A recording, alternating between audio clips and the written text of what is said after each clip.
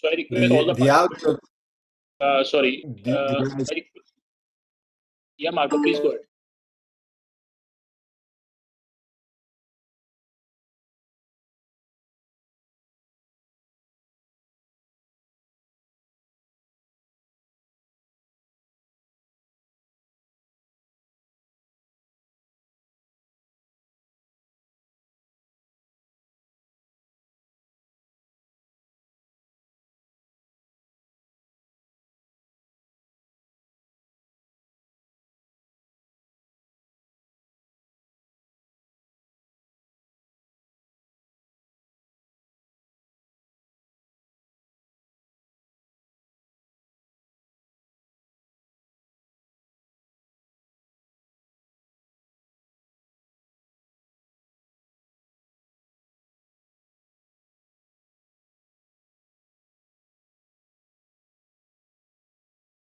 Website, this recording.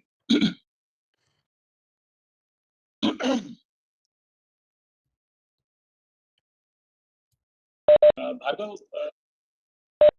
okay. Good afternoon, directors, members, and auditors. I, Dheeraj Kumar Maggo, Company Secretary, Timex Group India Limited, welcome you all to the 38th annual general meeting of Timex Group India Limited. I'll take few minutes to explain the details about this meeting. As per Article 75 of the Articles of Association of the company, Mr. David Thomas Payne will chair the meeting.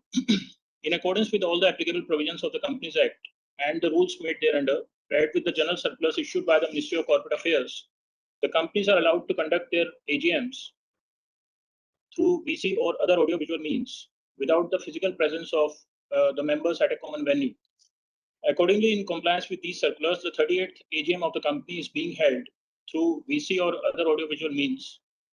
Members attending this AGM through VC or other audiovisual means shall be counted for the purpose of quorum for this meeting under Section 103 of the Companies Act. The quorum for holding this meeting is present at this time. All the members are kept on mute by default to avoid any background noise and to ensure smooth and seamless conduct of the meeting. Once the question and answer session starts, the names of those shareholders shall be announced who have registered themselves as the speaker shareholders to enable them to speak at the meeting. The speaker shareholders will thereafter be unmuted to speak. In order to give a fair chance to all the speaker shareholders, 2 minutes slot has been allotted for each speaker shareholder. Kindly complete your speech within this timeline. If there is a connectivity problem at the end of the speaker, the next shareholder waiting in the queue will be asked to join in. Once the connectivity improves and if the time permits, he'll be called again to speak after the other shareholder has completed the speech. The shareholders who have already sent their queries and questions through email in advance to us will also be responded in this AGM upon consideration of the relevancy of their queries. Now I request the chairman to proceed with the meeting. Thank you, Dheeraj. Good afternoon, ladies and gentlemen.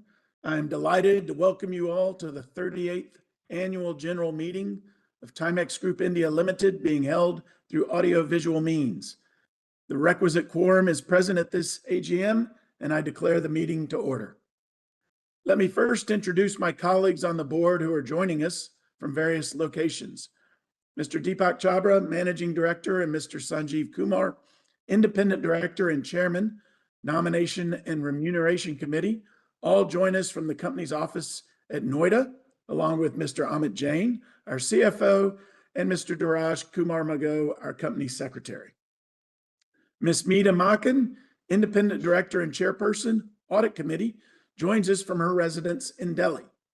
Ms. Dhanashree Bhatt, Independent Director and Chairperson, Stakeholders Relationship Committee, joins us from her residence in Pune. Mr. Marco Zambianchi, Non-Executive Director, joins us from his residence in Rye, New York. I would like to mention that Ms. Jyoti Vash, Partner, Deloitte Haskins & Sells, the statutory auditors of your company, is present in this meeting. I would also like to mention that Mr. Nilesh Jain, Secretarial Auditor of your company, is also present. The meeting is duly constituted. All feasible efforts under the present circumstances have been made so as to enable you to participate and vote on the items being considered in this meeting. Dear members, it gives me immense pleasure to welcome you to the 38th Annual General Meeting of the company. I trust that by now you have had the opportunity to review the notice convening this meeting, the director's report, and the annual accounts for the year ended March 31st, 2026. With your permission, I shall take them as read. As we reflect on financial year 2025-26, I am pleased to share that the company has delivered a strong performance and continued its growth momentum, demonstrating the resilience of our business model and the effectiveness of the strategic initiatives undertaken over the past several years. The company achieved record revenue from operations, including other income of Indian rupees 8 billion and 6 million, representing a year-on-year growth of 48%. Profit before tax increased to Indian rupees 1 billion and 19 million, registering an impressive growth of 138% over the previous financial year. These results are a reflection of the commitment of our employees, the trust of our customers and business partners, and the continued support of our shareholders. The company delivered strong acceleration in business performance during the year.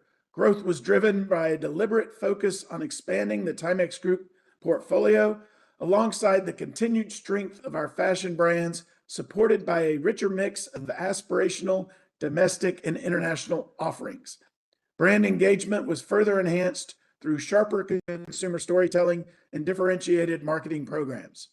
The company strengthened its footprint across channels and touchpoints, improved productivity within the existing network, and continued to benefit from the scale, capabilities, and deep domain expertise of its parent organization, which brings over 170 years of global leadership in watch design, manufacturing, and retail execution. Our balanced multi-channel strategy continued to deliver positive outcomes. The trade channel, comprising distributors, dealers, branded showrooms, and key accounts, remain the significant contributor to revenue and continued to be a growth driver. Growth was further supported by the continued expansion of e-commerce, increasing traction in the luxury segment driven by premiumization, stronger contributions from Timex International collections, enhanced retail presence, and sustained performance across our fashion and luxury brand portfolio. This performance has been achieved against a challenging and rapidly evolving global environment.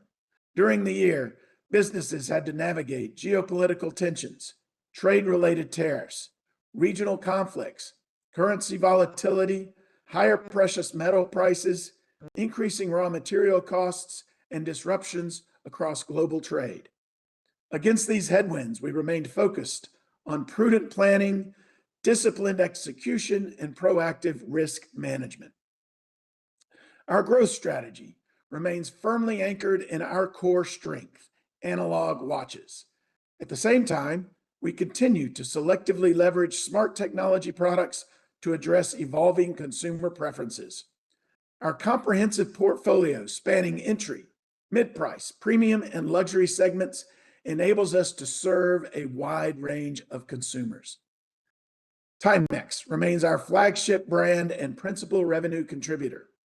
At the same time, brands such as Helix and TMX provide significant opportunities in the entry and value segments.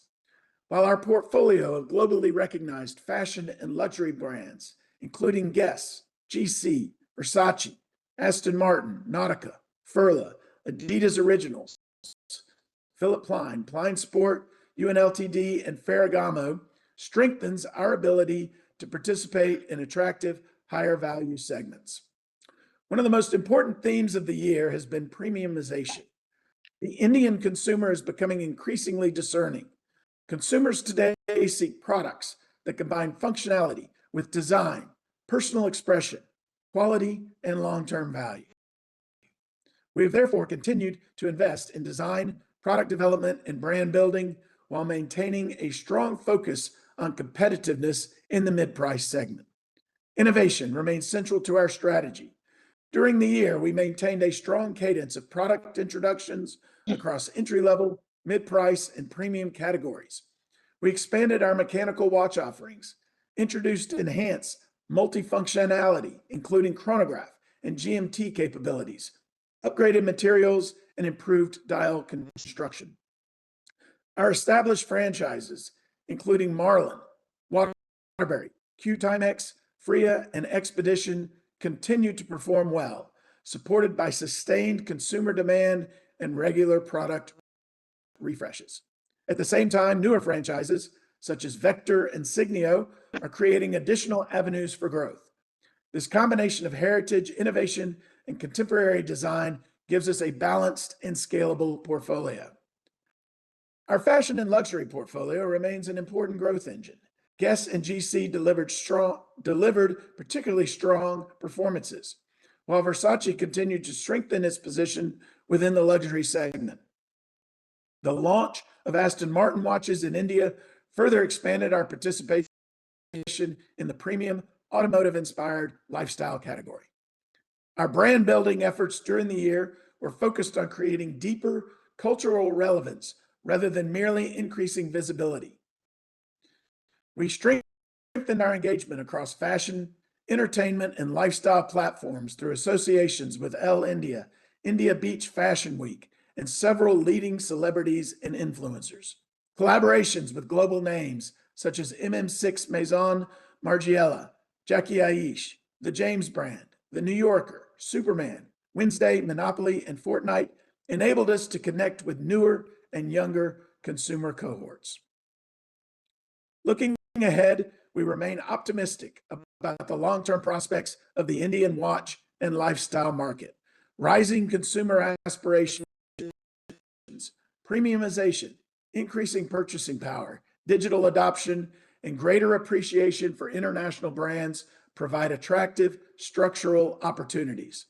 Our priorities will remain clear: strengthen our core analog business, accelerate premiumization, invest in product and design innovation, expand our fashion and luxury portfolio, deepen our omni-channel presence, and build stronger consumer engagement.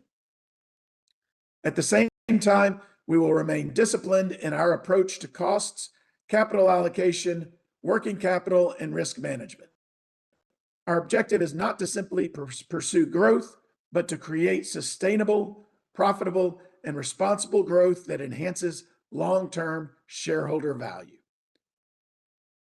I would like to place on record my sincere appreciation to our employees whose passion and commitment continue to drive our progress, to our customers, distributors, retailers, and business partners for their continued confidence, and to our parent organization for its global expertise, scale, and deep domain knowledge accumulated over more than 170 years.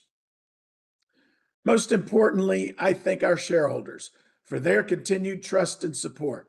The strong performance of fiscal 2025-26 gives us a solid foundation, but we recognize that the journey ahead will require continued innovation, agility, and execution. With a strong portfolio, trusted brands, differentiated capabilities, and a clear strategic direction, I am confident that we are well positioned to capture the opportunities ahead and create enduring value for all our shareholders. Thank you, and I look forward to your continued support and confidence in the company. Now, after tabling the resolutions, registered speakers can express their views and ask questions. I will now take up the formal items of business of this AGM. The first item of business relates to adoption of audited financial statements of the company for the financial year ended March 31st, 2026, together with the reports of the board of directors and the auditors thereon. The objective of this item is to comply with the requirements of the Companies Act. Second item of business relates to my reappointment, the reappointment of Mr. David Thomas Payne as director of the company, who is liable to retire by rotation and being eligible has offered himself for reappointment. The objective of this resolution is to comply with the requirements of Section 152 of the Companies Act. This item has no financial implication on the company. The third item of business relates to confirmation of payment of dividend on the preference shares of the company. The objective of this resolution is to seek shareholders' confirmation on payment of dividend made on one of the tranches of preference shares as per the contractual coupon rate and discharge the company's liability. Fourth item of business relates to declaration of dividend on the preference shares of the company. The objective of this resolution is to seek shareholders' approval for payment of dividend on preference shares as per the contractual coupon rate and discharge the company's liability. Thank you, Chairman. Thank you. The company had provided the remote e-voting facility to the shareholders to cast their votes on the items mentioned in the notice. Mr. Nilesh Jain, Company Secretary in practice, has been appointed as scrutinizer for conducting the voting process. He has also joined the meeting. Those of you who have not exercised their votes prior to this meeting may also exercise their votes through e-voting facility provided during the meeting. The scrutinizer will prepare a consolidated report of the remote e-voting done before the AGM and also during the meeting today, and will submit it to the chairman or some officer authorized by him. The final result of the voting will be submitted to the BSC and also uploaded on the website of the company. The speakers are now invited to put forth their queries and suggestions. We shall be happy to answer all the questions and provide clarifications after all the questions are asked. Now I request the moderator to unmute Mr. Naveen Bothra.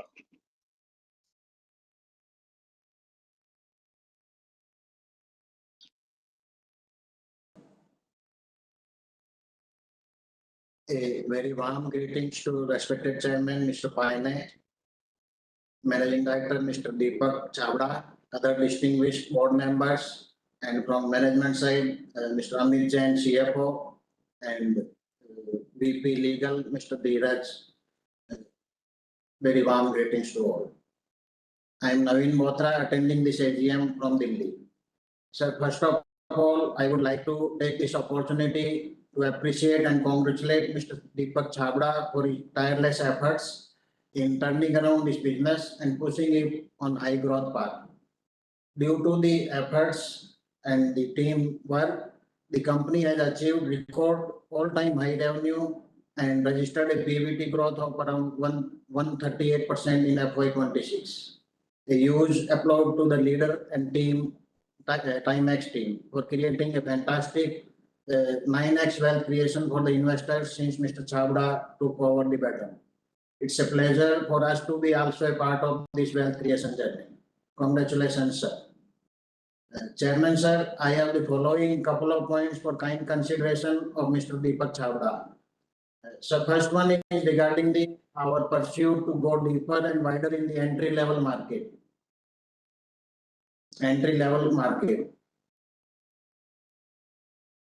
Our pursuit to go deeper and wider in low price bracket for the entry-level watch market, which probably the biggest competitor is vacating. Deepakji, though this segment brings a lot of volumes, but it also notorious for very thin margins, inventory build-up and write-offs. So please throw some light on what gives you the confidence of still entering this category and how Timex Group will maintain sustained profitability by going deeper into the entry-level market. So second one is regarding the growth journey way forward. We have seen remarkable growth in the last 3 to 4 years under Mr. Chavda's, after Mr. Chavda took the baton. In the words of Mr. Deepak, when we meet him in the con calls and meetings, his words are that we are still in the early phases of our growth journey. So my question to Mr. Deepak is that suppose on a scale of 1 to 10, if we have to measure on a scale of 1 to 10, where will you rate Timex currently? On a scale of 1 to 10, where will you rate Timex currently? And where do you see Timex Group in the coming 5 years? We would like to have your views in this regard. I have already voted in favor of all the resolutions, and I propose a vote of thanks to the esteemed board. Mr. Dheeraj and the secretarial team at Timex has been very cooperative with shareholders in keeping the communication going. Highly appreciated. Highly appreciated. Thanks for the opportunity to interact. Thank you, sir. Thank you very much. Thank you, Mr. Naveen Bothra. Mr. Parikshit Kabra.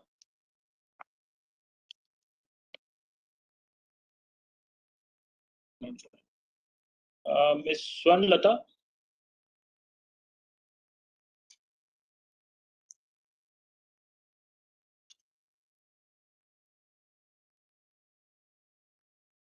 Hello. Yes, please go. Good afternoon, Chairperson, sir, Board of Directors, and my fellow shareholders attending this e-meeting at this portal. An excellent speech is given by sir, wherein he told about the achievements and planning of the company.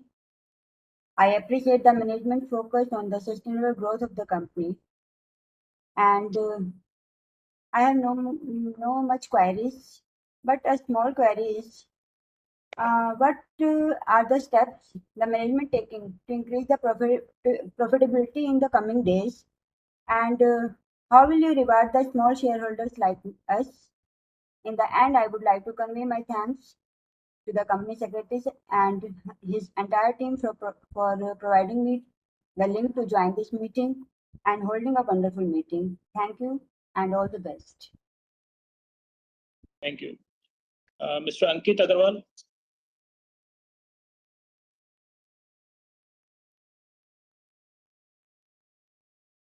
Not joined. Ms. Sushma Agarwal.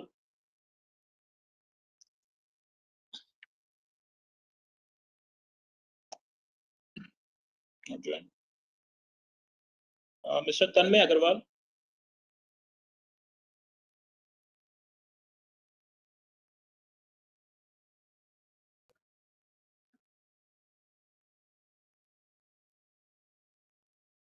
Good afternoon.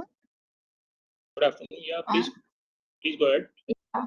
Yeah, I have few questions regarding the company's growth strategy and the premiumization of the business. Like the first question is, Just Watches is becoming an important part of Timex, India's premium and luxury strategy. Since the Just Watches brand was acquired by Timex Group, US, while Timex operates a Indian online and physical retail business. Could management clarify how the economics are split between the parent and the Timex specifically? Where do the revenue or inventory ownership and margin sit? And the second question was, the core Timex brand grew by around 62% during the period. Like, could management break this growth into price and volume? Also, how do you see ASP evolving over the next 2-3 years, and what would be the key drivers of ASP expansion? And then, could you quantify the current contribution of the OEM and ODM business to revenue and EBITDA? With body capacity increasing from 4 million to 6 million units, how much of the incremental capacity is expected to be utilized by Timex own and licensed brands versus third-party OEM manufacturing? Then I have one last question. With the government focus on localization under PLI scheme, how much Timex key components such as movements, dials, and cases are currently sourced from India versus imported? What is the approximate import content, and how sensitive are gross margins to a 5% depreciation in rupee? That's it. Thank you and all the best. Thank you. Mr. Bimal Kumar Agarwal. Not joined. Mr. Dharmesh Gosalia. No. Mr. Surinder Kumar Arora.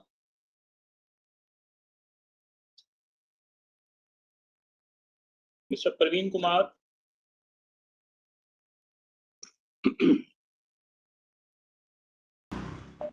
Hello, I'm audible, sir. Yes, Mr. Praveen, please go ahead.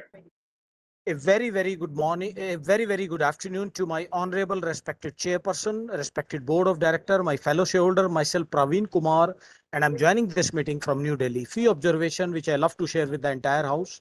But sir, I'm with the company for more than 2 decades. I have the deepest respect for the entire management team. And in this financial year, this is our first interaction with the management. So I wish honorable, respected chairperson, the entire management team, each and every dedicated employee of our company, a happy, healthy, and prosperous future. Coming down to my observation, thank you very much for preparing your annual report, annual address to the shareholder ethnically. And for a retail investor like me, it is very, very informative. Thank you very much for your hard work and dedication, sir. R is the global brand, and we have the expertise and R&D. And yes, I do understand that last year under review, there are so many war going on, and every other day, respected Donald Trump coming out with different taxes and so on and so forth to disrupt the whole world, and that will be effect home front also, the commodity price, gas price, and there are so many issues, technical issue. But despite those challenges, under your leadership, your dedication, your devotion, and focus approach will bring out very, very satisfactory results. So I'm very, very thankful to be part of such a very, very interesting company. And respected honorable chairperson, if you ask me on it, honestly, it's a legacy for me. And the agenda which you set out for the notice today, I will ascend those things with flying color.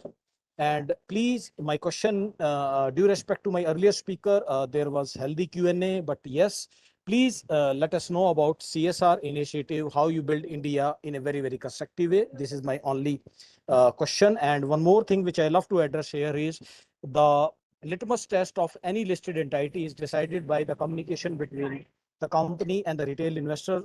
What I experienced myself from last more than a decade in this regard, I love to thank our respected company secretary, Mr. Dheeraj Maggu, and his entire team. Mark my word, they are the fantabulous people, a great asset. Even during the course of year, if I have any update that will be timely reply, that truly boosts my morale as far as my investment in the company is concerned, because it was always a red carpet welcome with our queries and update, which will be promptly reply. At the end, I wish you all the luck and all the best for the future. Thank you for this opportunity. Jai Hind, sir. Jai Hind. Thank you, Mr. Praveen Kumar. Mr. Pramod Kumar Jain.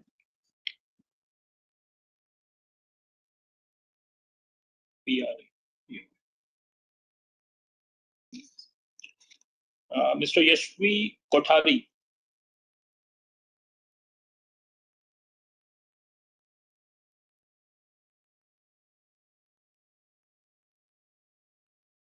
Hello, am I audible? Yes, please go ahead. Thanks for the opportunity. So my question is, we all know that Timex brand is growing both online and offline as well. So more on the offline front, I wanted to know the split, how much of the offline sub channel growth has been like via distributor led, via direct dealers led, and also like on the exclusive retail front, how are the retail store doing? Sir, following up on the retail part itself, sir, we currently operate like more than 40 plus stores in the Timex world and just watches. And we are targeting like maybe more than 200 to 400 stores in coming maybe 3 5 years. So, sir, what is the current store count as of today? And how much are we planning to add maybe in this year itself? And sir, wanted to understand on the store economics measurement of the retail store, uh, how much is the average revenue per store currently? What is the store level feedback in the company owned, company operated? And like, are we also planning any franchisee led? One more question. What are the current number of days of inventory in the distributor-led offline mix? And what is the return or buyback policy on the unsold traded stock? Like, we also have been aggressive on the distributor incentive structure.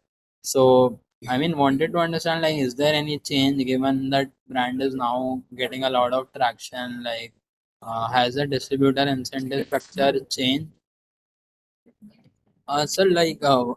Last few more questions. So, sir, like, is the exclusive retail EBITDA on our company basis is accretive or dilutive versus the trade channel today, which we do in maybe the online version. And lastly, we also have been aggressively penetrating on the quick commerce side. And in last two presentations, we have been guiding for reaching maybe a remarkable sales from this channel. So, wanted to understand from you, like, are we going to see some cannibalization over here from the online, which can maybe shift to quick commerce, or this is going to be a, a additional revenue stream which we are going to see? Uh, And one last question. So, sir, again, Timex as a group has itself brand going. Then Versace and Guess has been doing very well for us, and maybe they would be now in the range of maybe 10 million plus dollar or 100 crore mark brand for us. And how many other brands in the pipeline do we think going forward can become maybe like a 100 crore plus brand, like maybe Aston Martin? Are we targeting the same? So maybe on the brand level, if we can give some clarity on how big each of these brands can become, because like Timex as a brand competes with Casio, Fossil, and the likes in India, and they all also on a scale of maybe 500, 600 crore, and Timex brand itself has reached maybe to I would say 400 crore mark, 400, 450 crore mark. So maybe at that. How much growth are we envisaging from Timex brand, and then the additional flagship brands which we have on the Timex group, like Guess watches, then Versace. So again, from the presentation, what we decode is like these brands have also moved to a range of maybe north of 80 or even 100 crores. But again, no actual breakup of information is available to us. But wanted to understand from you, like how much room is still there for them to like maybe become a sizable brand, maybe a 200 crore just from the watch part, and then in guess we can also add up the consumer jewelry part. So just want to know more on how are we planning on or looking at these brands in India. Thank you. That's all from my side, and congratulations on the fantastic performance the brand has been and the management has been putting up. And huge word for Deepak sir, like he has been the pioneer in this growth journey for Timex in last 4 or 5 years. We have been closely tracking and invested in the company. So thank you for the performance and all the very best. Thank you. Mr. Damodaran Tumuluri.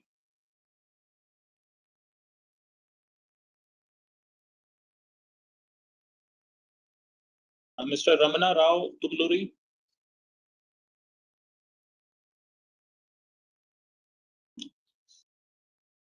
Mr. Ankur Chanda.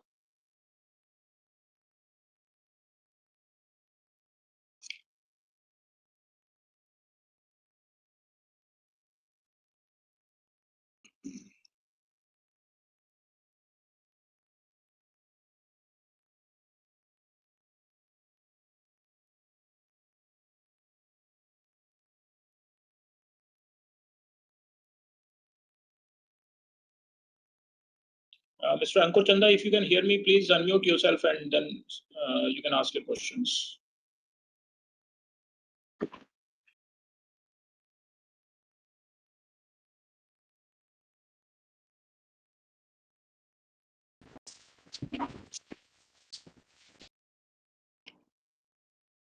Hello, Mr. Ankur Chanda.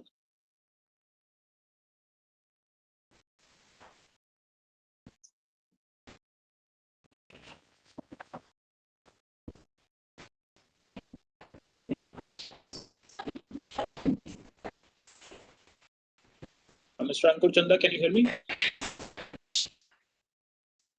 I think there is some issue. Mr. Gagan Kumar.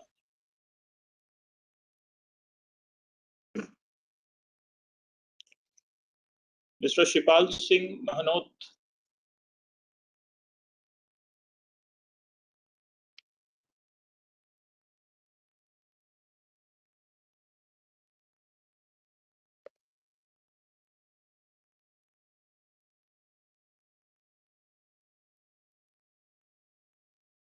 Mr. Shupal, if you can hear me, please unmute yourself and then you can ask your question.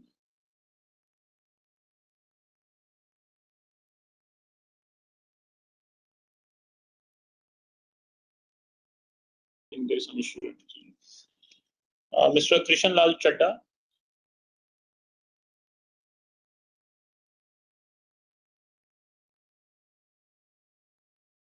Mr. Anjana.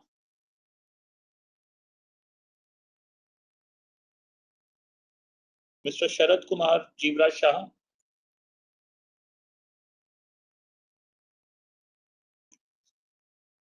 Mr. Manoj Kumar Gupta.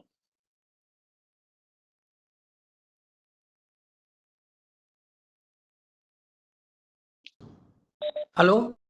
Yes, Manoj. Good afternoon. My name is Manoj Kumar Gupta. I've joined this meeting from my residence city of Joy, Kolkata. Thanks to the chairman and the team for result of the company for the year 25-26. Thanks for your nice presentation from US to the Indian shareholders about the working of the company. Sir, when you will be in position to pay the dividend and when the share price will be in 4-digit, why the share price is not going on? Because our MD is smiling, but I'm telling you truthfully that share price is very low compared to other companies because you have several brands. Just you see Titan has also launched in 1988 and you have bring the IPO in 1992. And I'm always asking you every year that those who have invested 4,500 rupees in Titan, that becomes today 1 crore 4 lakh rupees. And those who have invested 4,500 in your company, that has not gone up to 1 lakh rupees in last 35 years. What's the reason? You have a good brand, renowned brand, but why the share prices are not going on? And why the young generation is not buying your watches? You are going to open the more and more showrooms. And why the young generation is not buying your watches? You have launched a smart watch, digital watch, and several new brand watch.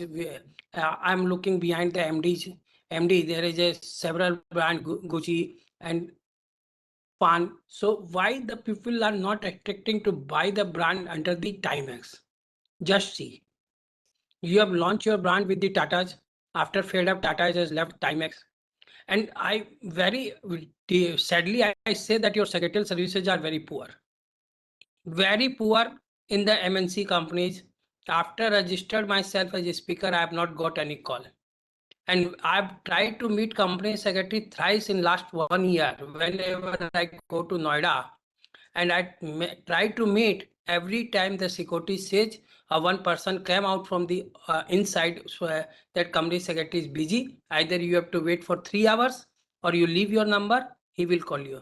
Either I have not got response from the company secretary or company secretary is not ready to meet. This is not fair in a American company. I'm a shareholder of 10 MNC companies, American companies, but I have not find such type of behave in any American company like Gillette, Procter and Gamble, and Colgate, and others.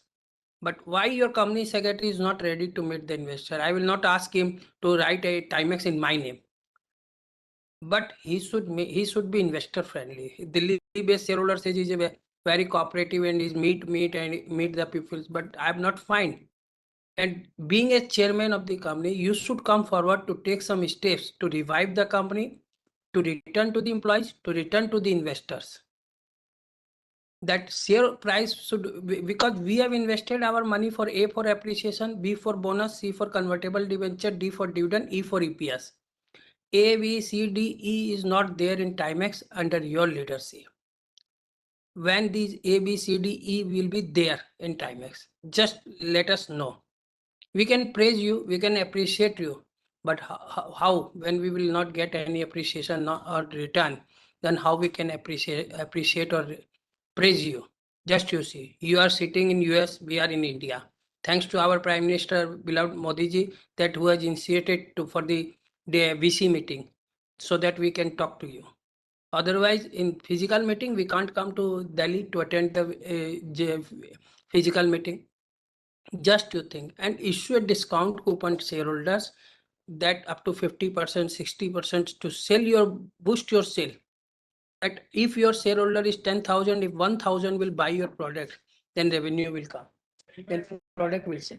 Think about that and take a positive step to return first employee, then investor. First, you take a positive step to return to the employees and the investors. Someone says, arrange a factory visit. What is the benefit to see the how we can, what we will understand in a watch factory? I have gone to Osher to see Titan factory, but I could have to attend the physical meeting in 2007. But what is the benefit? So just see, consider.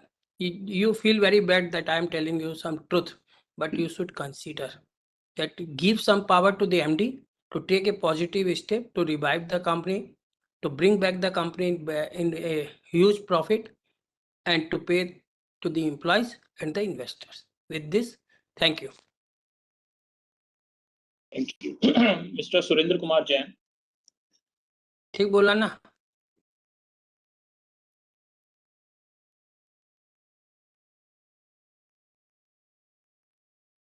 Mr. Parimal Mithani.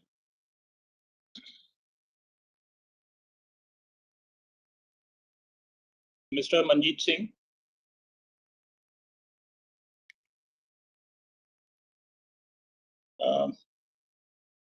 Mr. Sarjeet Singh.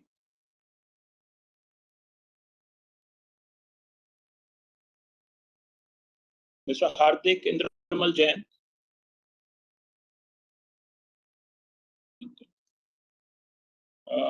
Mr. Shyam Sundar Talreja.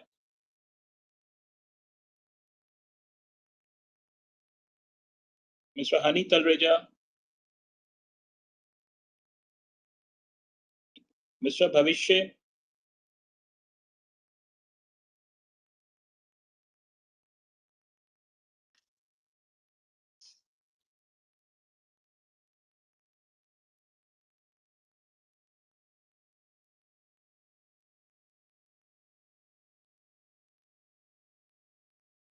Hello. Yes, yes. Please go ahead. We Am can I hear you. audible, sir? Yes. Good afternoon, Chairman, sir. Sir, actually, I have a query to the board that when will our company will decide to give dividend to the retail investors like us? That's all my question. Thank you, sir. Okay, thank you. Mr. Hanil Manoj Bagadia.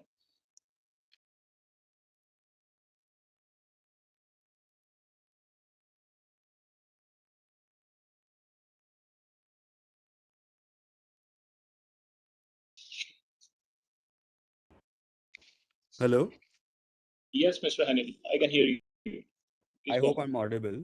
Yes, yes. So thank you for the opportunity. I would appreciate if the management could acknowledge I'd sent a list of few questions. Did they receive the Yeah, same? yeah, we have received the same, so you don't need to repeat here. We'll take that during the answer session. So if I could just briefly cover on some of the important questions, it would be great.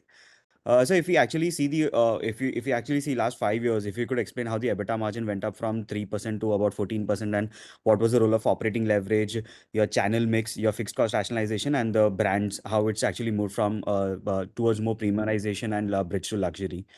So in the particular revenue growth that we've actually seen in the last 4 5 years, how much was actually volume led and how much was ASP expansion? Because we actually guided on ASP expansion every year. So going ahead, what kind of ASP expansion do you see is going to consistently come? Because actually, the portfolio is also changing. And also, what's actually come from the market share gains, because we've actually grown more faster than the industry growth. And going at what kind of how many basis points or what kind of multiplying factor should be applied to the industry growth estimates to actually chart out what Timex can grow based on the market opportunity and the place we actually positioned in.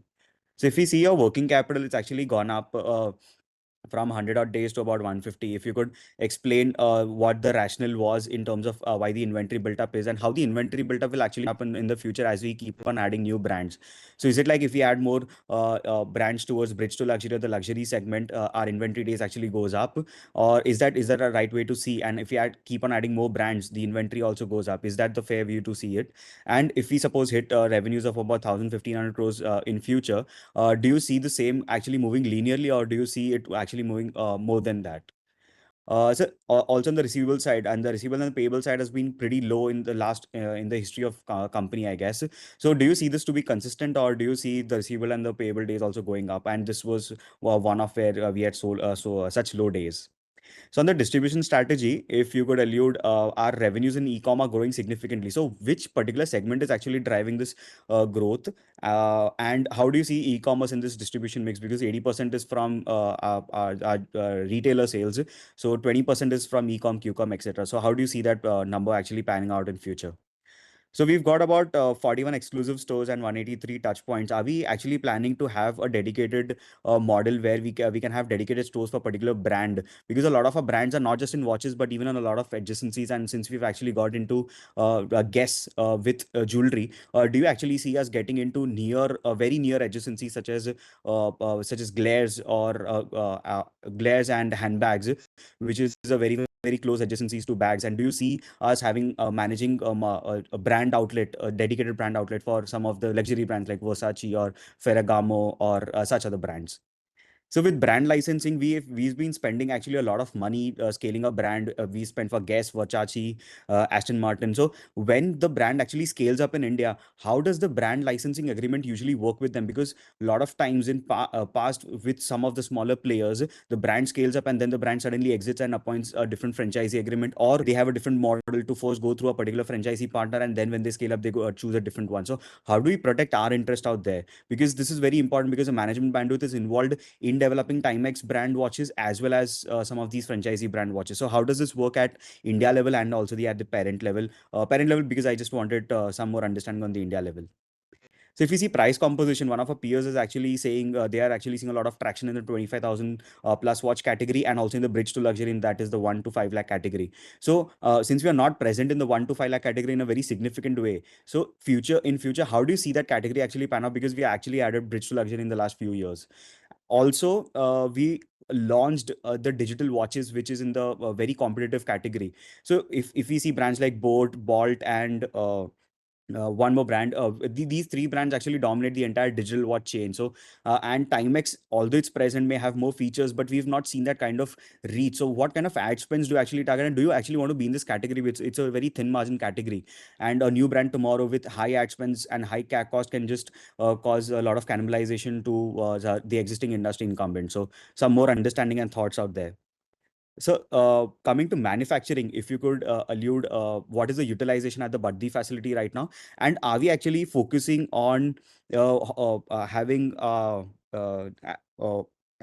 own manufacturing out here in terms of the smaller pieces or the smaller dials? Because a lot of it is actually assembled here. So, some more understanding would help. And lot of our peers actually producing their own movements, complex movements, etc. So do you actually plan to get into this, and do you see this Buddy facility to manufacture a lot of watches in the non-Swiss category? And do you see that actually picking up in India? And with the EU FTA, do you see that kind of momentum or the inquiries that's actually coming to India? And is there a significant delta for made in India watches to actually being sold in the Southeast Asian or even the global markets? So on the marketing side, as e-com is increasing, if you could allude as to how you actually distribute your expenses between existing brands and the new brands, because for new brands the ad spend actually picks up when they just come in to the markets, and for the existing brands, once they have a name, it usually tapers down. So how are we actually trying to balance out these spends? And going ahead, is there a specific percentage of revenue would you like to say that this is going to be the ad spends, or is it going to be agnostic because of based on additions and subtractions of brand? And before we add a brand, is there a particular strategy we have in mind as to the minimum revenue, or what the brand positioning is? Is it in the sport category? Is it in the bridge to luxury? What metrics do we actually see before we actually add a new brand franchisee? So, and lastly, if we actually see the smartwatch segment again, in the 2 to 5,000, do you want to remain in that segment, or do you want to go up in the category in the 10 to 15, 20,000 segment where not a lot of players are there, and actually try to establish our presence out there? So thanks a lot for the opportunity, and wish the team all the very best. Thank you. Ms. Jaya Bharti.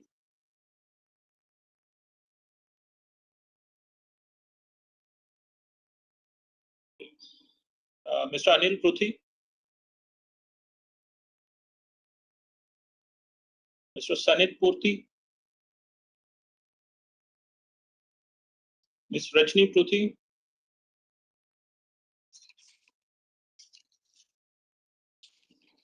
Mr. K. Bharat Raj.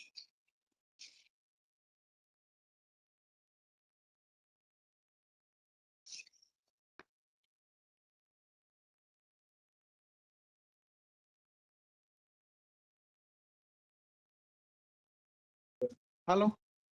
Yes, Mr. Bharat, please go ahead. Yeah, very good afternoon, Mr. Chairman, entire board of directors and KMPs of my company. I am Bharathraj attending from Hyderabad. Chairman sir, wonderful chairman speech and appreciate the way you're working hard to make my brand more bright and more international, sir. Chairman sir, I support all the decisions and thank the Secretary Department and send me the link and the annual report. My question is, Chairman sir, see, Timex brand is very old brand, sir. But what is not reaching the Gen Z? Gen Z, and it is not reaching the brand, sir. See, in India, Gen Z are about 30 crores youth are there. If you encourage them, our revenue will increase, sir.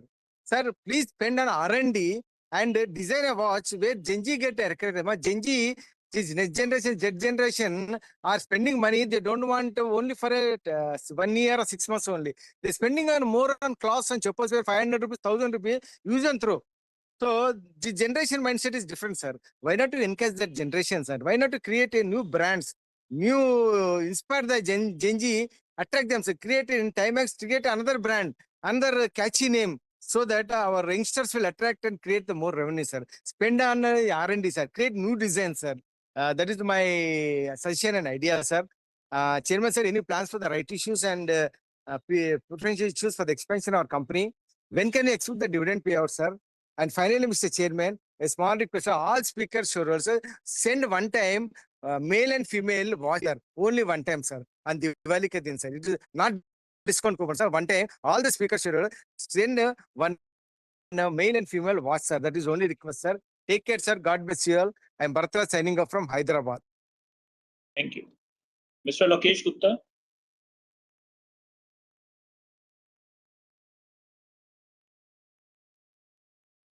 Mr. Vishnu Das Sharma.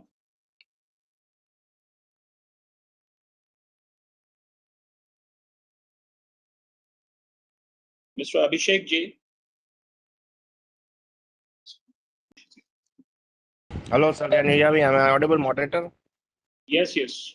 First of all, I congratulate the management on the eve of annual general body meetings. I trust all is well with you and your family in this challenging situation.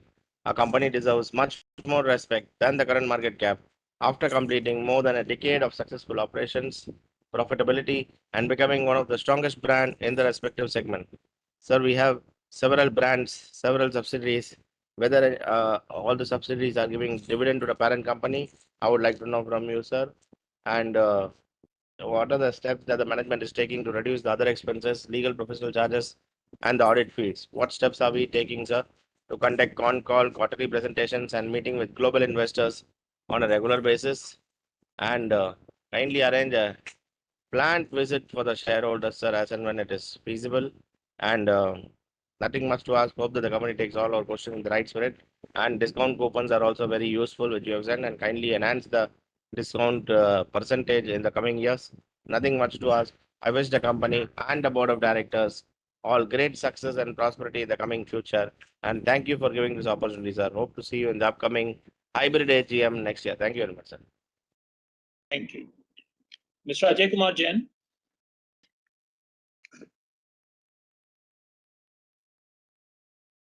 Mr. Santosh Bhutani, Mr. Mahinder Pal Bhutani.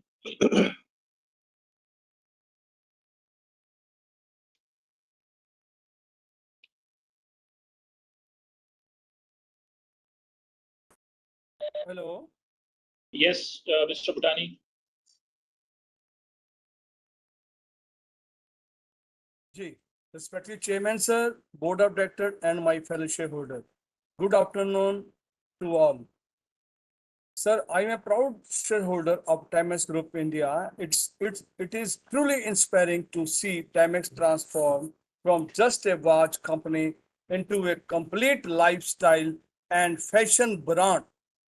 In the last few years, management had done an excellent job in repositioning Timex with young, focused design, smart wearables, and strong retail expansion. The brand recall of Timex is unmatched in India. The focus on e-commerce, modern trade, and exclusive brand stores show that the company is meeting customer where they stop today. As an investor, it gives me a great confidence that Timex is building for the next decade of growth. I have three questions for the management. Number one, sir, with the growing demand of fashion watches, fitness brands, and smart watches in India, what is Timex strategy to gain market share in the premium and youth segment? Are we planning any new sub-brands or collaborations? Number two, retail and digital expansion. Sir, how is the company planning to scale its brand outlet and online channel in FY26? What role with quick commerce and D2C play in driving the next leg of revenue growth and improving margin? Number three, sir, regarding margins and shareholder value, raw material and marketing costs have been volatile. What step is management taking to improve gross margins and operating leverage? Also, can we expect a consistent dividend policy as profitability improves?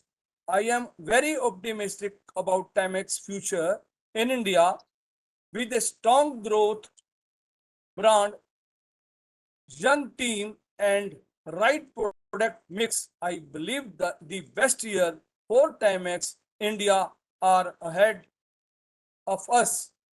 Thank you for the opportunity and all the best for the team. And I wish the company all the best and hope to see a healthy growth in business and size of the company under the leadership of Honorable Chairman, Sir. Thanks for the opportunity and for the best to the team. Thank you very much, sir. Sir one एक request है सिया साहब से कि हमारा जो RTA है, हमारे जो फिजिकल शेयर हैं उसको लेने में आरटी के जो आरटीए है हमारा अलंकित बहुत दिक्कत पेश आ रही है क्योंकि समय सीमित है शेयर्स को डीमेट कराने के लिए। यदि हमारी सीएस की टीम आरटीए को रिक्वेस्ट करे कि जो फिजिकल शेयर पड़े हैं वो हमको दे दें, इन्वेस्टर को दें ताकि वो डीमेट करा सकें। इतनी ज्यादा फॉर्मेलिटीज में हमें उलझा रखा है कि 2 साल से हम फिजिकल शेयर अपने वापस नहीं ले पा रहे हैं जो हमने उनको डीमेट के लिए दिए थे और जो बंद हो गए थे 2021 के बाद। तो मेरा ये निवेदन है मैनेजमेंट से कि इस ओर जरूर ध्यान दें, इन्वेस्टर के शेयर ऐसा ना हो कि वो खत्म हो जाएं और इन्वेस्टर हाथ में हाथ धरा रह जाए। और मैं उम्मीद करता हूं कि सीएस टीम इस ओर जरूर नजर रखेगी और उसको कहेगी कि वो इस चीज को पूरा करें। इन्वेस्टर, हमारी कंपनी इन्वेस्टर फ्रेंडली है जो कि हमें नजर आता है मग्गो साहब के एक्सपीरियंस से और उनके तरीके से किस ढंग से वो अपनी जो शेयर होल्डर की समस्याएं हैं उसको बहुत ही प्रोफेशनल वे में वो करते हैं और उसको सोल्व करते हैं। Thank you very much sir, so nice of you. Thank you very much from Santosh Bhutani and MP Bhutani, sir. Thank you. Mr. Rahul Kumar Paliwal.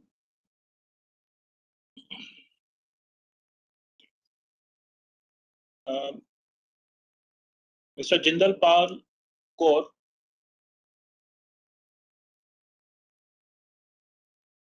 Mr. Vinod Motilal Agarwal.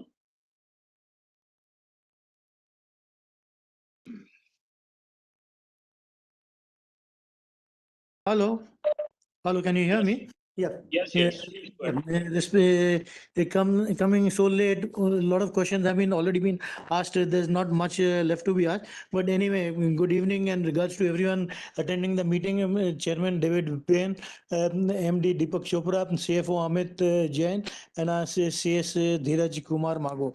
Sir, the one thing which I've noted in my observation from the balance sheet, sir, we are a net debt-free company. We have a small debt, but that is offset by the cash and balance which we have got with us. And my queries come to the royalties, support service charges, and purchase services. This comes to about 58 crores, and ad and promo expenses have gone up. Both of them have gone up. Ad promo is about 66 crores, and the royalty and all were about 58 crores. So this works out to be more than 120 plus crores. Can this not be looked into to reduce these kind of expenses, sir? And we are into a lot of brands we've got. Which branch gives us the maximum amount of revenue, and the profit margins are in which branch? Plus, people were saying that you're not giving dividend. Sir, I would like a company to be like a Berkshire Hathaway, sir. No dividend, no bonus, only apna growth. Over the past 3 years, we have got this tremendous growth from under 100 rupees to around 591 rupees. That's a growth, sir. Ab dividend 1 रुपया देंगे, तो that will be क्या होगा, sir? 1 रुपया dividend देके भी there'll be nothing much that will be there. But if you have got growth, तो अपने 591 भी हो गया, ये अपने 700 भी जाएगा, 800 भी जाएगा. That is the growth. That is what we want, sir. We don't want अपने 1 रुपया dividend and 2 रुपया dividend. We want growth, sir. This is what I would like, sir. I sign off, Vinod Agarwal. Thank you for giving me time to speak, sir. Thank you. Mr. Tushar Khurana.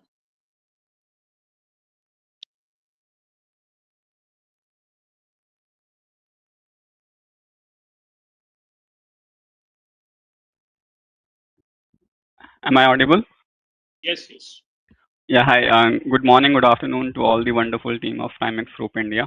Sir, I have a couple of questions to ask. My first question is, so how do we see Timex 3 years from now versus Timex today in terms of how the channel mix can change over these next 3 years? What kind of adjacencies can we see within Timex India?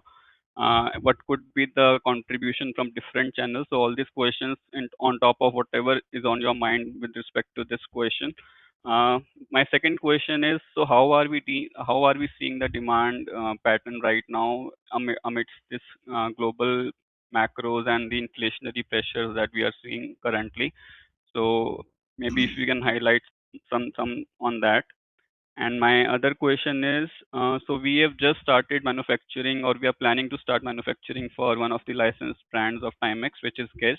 So do we have plans to do such manufacturing for other licensed brands as well? Also, since we are scaling up capacity significantly, do we also intend to manufacture for Timex parent entity and then export to other Timex entities once this tariff situation is behind us? Do we have such thoughts in mind regarding that?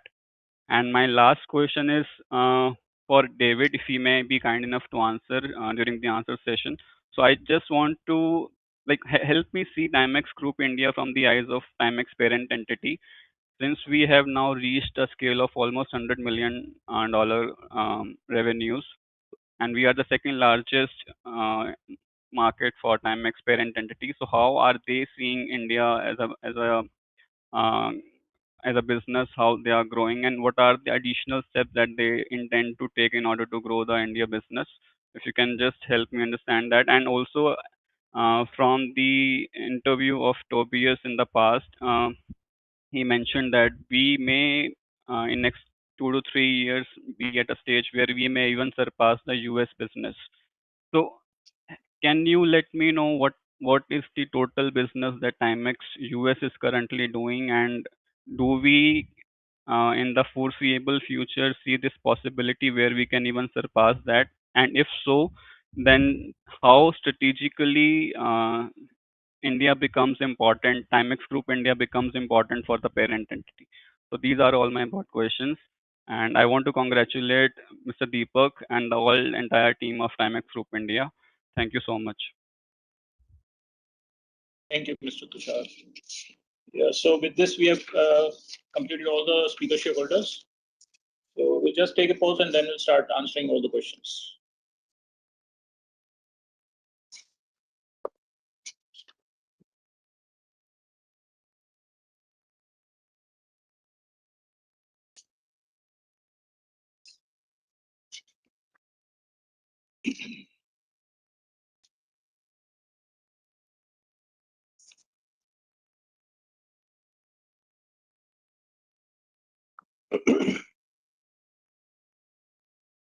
Okay. Dear shareholders, good evening and a warm welcome to the 38th Annual General Meeting of your company. It's always a privilege to address you, and so is the case today as well. David has covered broadly how we have performed last financial year and the strategy going forward. I will detail it out a bit more for you. We have also noted all the questions which were received over mail or which were asked in this meeting. I'll try to cover all of them. So financial year 25-26 has been another milestone year for TGIL. A strong, broad-based growth across the business. Revenue at 800 crores versus 540 last year. That culminates to 48% growth, while the industry is growing at about 12%. So it's like 4 times of industry growth. There was a question, how much are we gaining share? So industry is growing at about 12% lately. Historically, it was growing at 8 and 9%. But for the last couple of years, it is estimated to be growing at about 12%. We have grown at 48. So we are gaining huge share from the competition. Our growth has been achieved across all brands, across all channels, and across all categories. I'll detail that out, subsequently. But more importantly is the growth is increasingly getting translated into profitability. So if you see our financial numbers quarter on quarter, year on year, you will see that revenue growth is very, very steep and aggressive, but our EBITDA and PBT growth is even higher. So while we are growing business aggressively, we are keeping a strong eye on our profitability and sustainability. This is not just about growing the business; it is about growing a stronger business, and that's what we are all here for, and that's what we are ensuring that we don't lose sight of profitability while we grow our top line. The strategic choices which we have made over the last 3-4 years has actually started to show clearly in the numbers now and getting translated into the revenue and our profitability. I'll give you a sneak peek into what has happened over the last 4 or 5 years. So in financial year 22, our revenue was 266 crores. We closed 26 at 800 crores. That's like tripling the business, tripling the revenue. Our EBITDA, it was 9 crores in 22, has actually gone to 116 crores, which is a CAGR of 67%. Our PBT has grown from 3 crores to 107 crores, which is a CAGR of more than 104%. So we are creating a business which is hugely profitable and sustainable for the future as well. So last 3-4 years were largely on the turnaround, but I believe now the story is moving to scale, and that has started in financial year 26. And the scale comes with a lot of profitability, I can assure you. Before I go ahead, I would also deep dive a bit more into the performance of the year by channel, by brands, saliency, how it has moved, the growth, the expansion of EBITDA, and everything else. Revenue, as I mentioned, it's 800 crores, growth of 48%. But our EBITDA has actually expanded to 14.5% from 9.2% last year. So there's a huge movement in our EBITDA margins. And same is reflected in our PBT, which has moved to 13.4% from just 7.9% last year. All our strategic brands, which I'll detail out, and all our strategic channels are actually growing, and they're growing equally fast. So we are not growing the business at expense of a brand and growing another brand, or growing a channel at the expense of another channel. The growth is coming because all channels and all relevant brands are firing. Our market capitalization, when we spoke last year in the AGM, was actually 1,500 crores. On today's closure, it looks like 6,000 crore, which is about $650 million. And I also remember when I moved in and got into this exciting role, our market cap was 480 crores. So there's about 11x jump, or rather 12x jump in our market capitalization, and that's the wealth which we have created. There was a question about dividend, but I'm very happy to understand the thought of Mr. Vinod, who said it's not about getting a rupee or two of dividend. It's better to create wealth by improving our market capitalization. So a larger message, on the strategy side, it's like there's a strong consumer demand. As I said, the market, analog watches market is growing at about 12% from erstwhile 9%. So they're very strong tailwinds. We have a very strong portfolio mix. We have a amazingly strong channel mix. Today we sell across all the channels, including very interesting quick commerce, which I'll detail out. Very interesting one, and it's absolutely a channel where there's zero cannibalization. Rather, it's opening more revenue for the category to expand. We are also seeing improved operating leverage, which is very clear in our PBT and our EBITDA margins. We are utilizing our infrastructure way better than ever before, including our manufacturing facilities and our warehouses.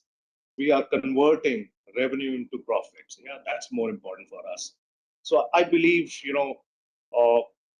the largest strategy what we have is we'll continue to focus on productivity. Our distribution footprint is almost 95% there. We sell through each and every available channel, but it's now about productivity, driving higher productivity per door. Continuing the cost discipline, being very cautious about the working capital and capital efficiency. So that will continue. That has been the case in the last so many years, but that will be the case in the future as well. There were questions about how the channel is, how it is moving, what do we see in the future. So probably I'll cover that in a bit more detail. So e-commerce, which actually a combination of 4 sub-channels, has become the largest channel for the company and contributed last year at 40% of the total revenue. Our offline trade channel, which is a legacy channel which we have and a very strong channel for us with a larger base, has actually become 33%, and it has grown at 32% this year. E-commerce growth was at 90%. 90% growth, saliency of 40% in e-commerce. Trade 32% growth, saliency or contribution of 33%. OEM, which is another amazing channel or a business to operate, has also grown very aggressively at 43% and contributes about 15%. And balance all channels, which includes defense channel. We very proudly serve our armed forces through defense channel, CSD channel, and institutional channels and large format store and our exclusive retail. All these put together contribute the balance 12%. Just to repeat, e-commerce saliency of 40% has actually moved from about 5% 4 years back. Yeah, very aggressive growth in e-commerce, and the momentum continues. While trade, which has been our single largest channel in the past, is also growing very aggressively, but has become number 2 channel. And OEM continue gaining momentum, and it's now 15%. So the message here is we are growing across channels. It's not one channel growth at the expense of any other channel. E-commerce becoming pretty large, and as there were a few questions about e-commerce, I would detail it out. So e-commerce, we operate in 4 different sub-channels.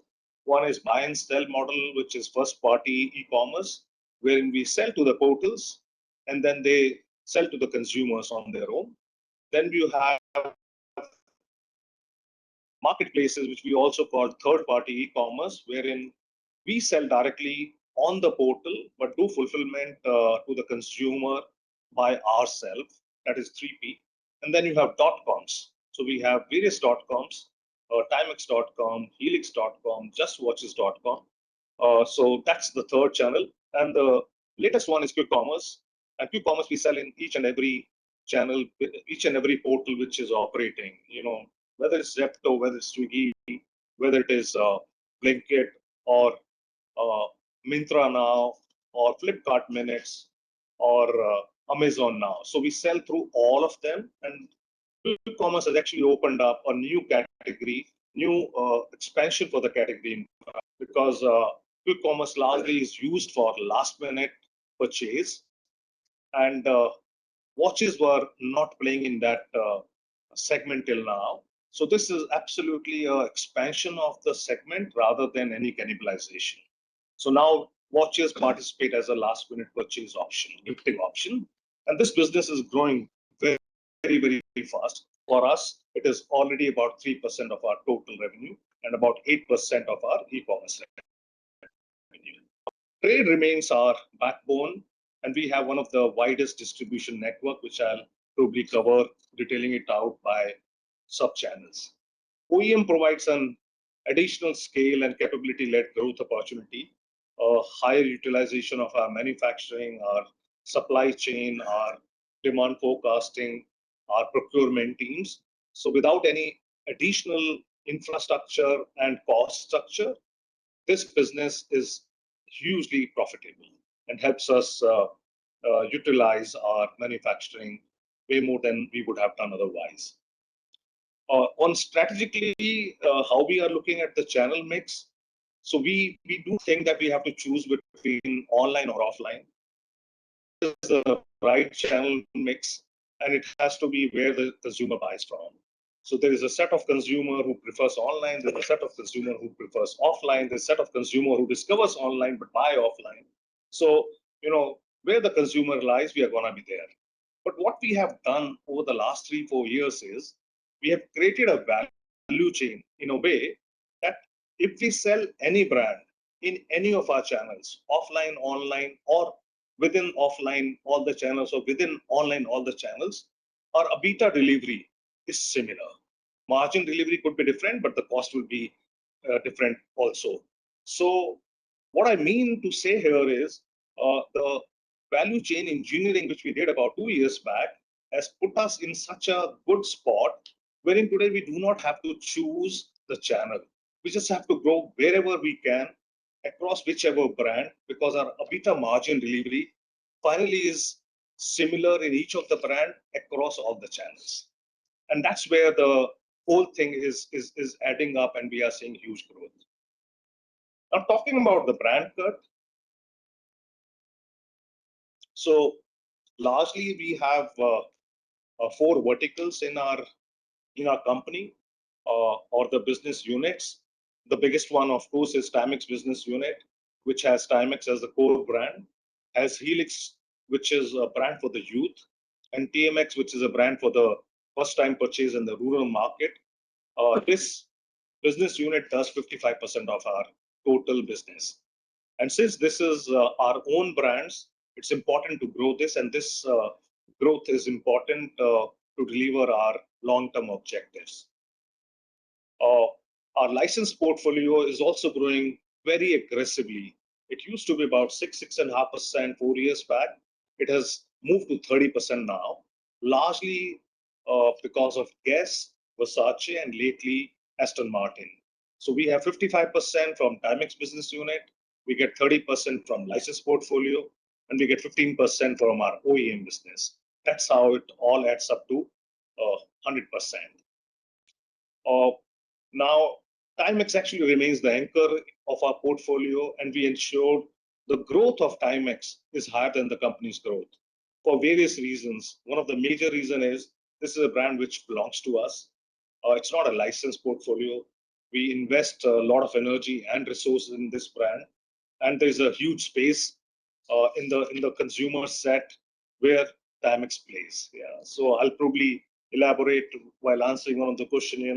How does the various different price points and the brands can grow in the future? I'll cover that later. There was also a question on how regionally, we are spread. Which region does best for us? So this is in line with any other consumer brand. Our North is very, very strong for us and does about 35% of our total revenue, followed by West, which does about 32%. South, although our footprint is larger, but our contribution is a bit smaller, so about 25%.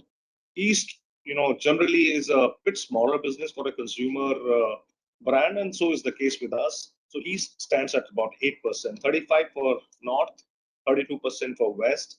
South has opportunity to have higher productivity. Distribution is in place, but productivity is a bit less, and it is at about 25%. East at 8%. So going forward, North and West is a clear opportunity to scale. In South, it's a clear opportunity to have higher productivity, and East, of course, we feel things are changing there. Selective expansion will be there. So we see growth opportunity in all the channels, and we have a clear strategy by region. On the volume terms, there was a question on the growth, which is 48%, or roughly, for ease of understanding, let me say it about 50%. Where it has come from? Has it come from volume? Has it come from value?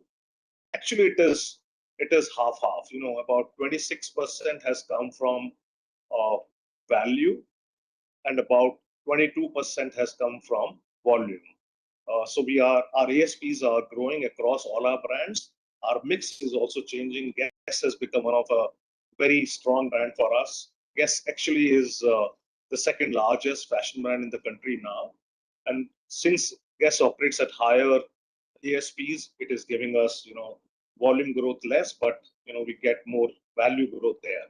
So the growth which we have registered is more or less about 50% coming from selling more watches, 50% coming from selling more premium watches.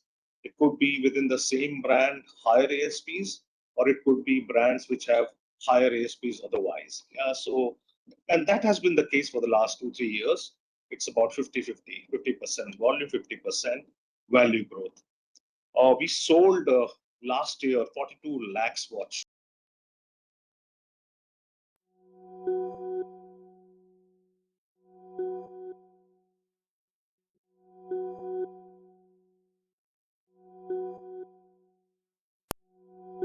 Watches were sold in Timex alone.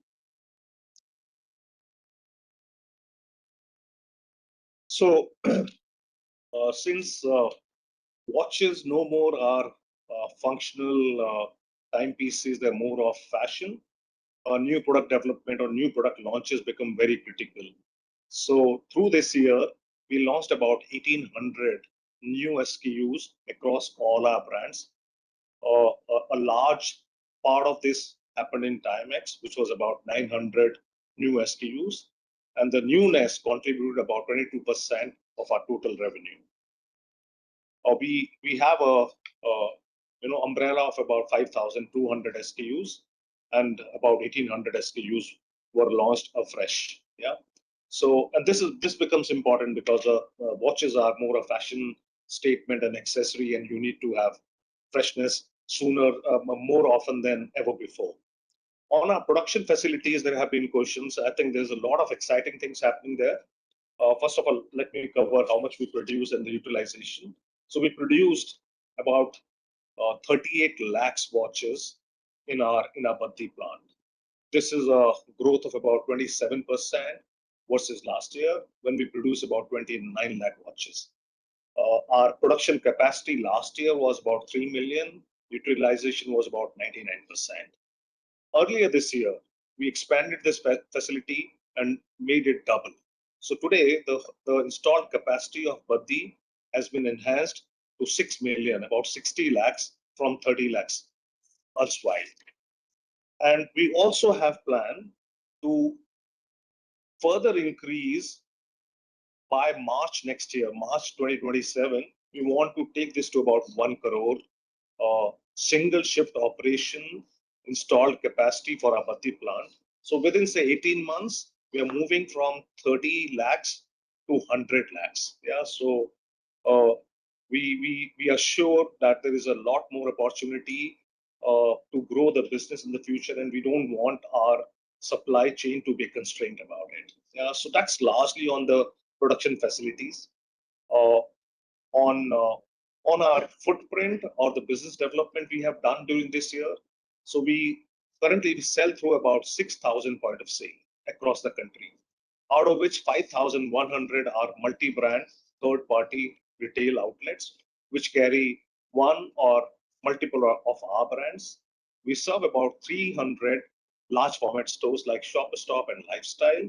We serve about 500 defense canteens, and we have 41 exclusive stores between the two formats, which is Just Watches and Timex World. What we have added during this year is roughly about net addition of about 110 more stores across these different sub channels. But a larger addition which has happened is in quick commerce, as I mentioned, wherein we are available on all the quick commerce platforms across the country. We also added duty-free stores. So now probably you go to any airport in India which has a reasonable duty-free experience at an international airport, you will find all our brands being sold there, or majority of our brands being sold there. So we are there in about 12 large airports across duty-free and duty-paid stores through our partners. We do not have our exclusive stores there, but that's a pretty large representation as a share of the space which those partners have. We have also strengthened during this period our online direct-to-consumer platforms, which largely means Just What and our Timex.com. Both these DTC platforms have